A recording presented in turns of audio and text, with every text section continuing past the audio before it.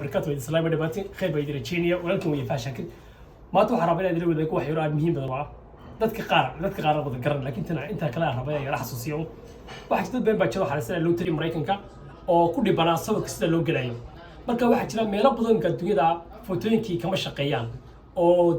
waqti ba looma helo wayna waan kacin marka waxa la sameeyaa sida marsan easy-ga kan go-aygii way guriga yaalay go-aaga hadda haystid iyo leeyahay jactad waad yar ka kaawadeenaysaa markaad kaawayso go-aaga kawida waxay fero waa la feereenayaa kadib go-i markaad soo qaadid sida badsoontaa baabka soo dhawaco kadib sa go-a u sudhid saas kanku noqo sawirka qorda u baahanta sidankiisa qofka sawir soo gelaysaa qofka sawirka kaga qaada saaxiibkaa qof kula jooga adoo sida odhan sida odhan saa yar odhan saa caadi aad ku soo sawir gelaysaa qofka sawirka kaaga qaado waxaad u sabirinaysaa telefoonkaaga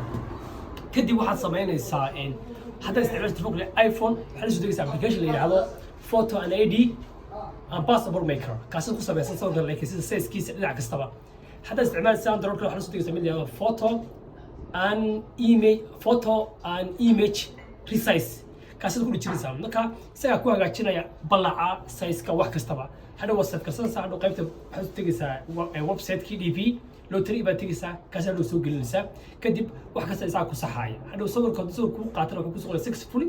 haddii uu lagu guuldarsan wuxuu ku soo saaraya casaan ama guduud anoo waxa intii ku dar insha Allah sawirka size-kiisu inuu ahaado waa 600 times 600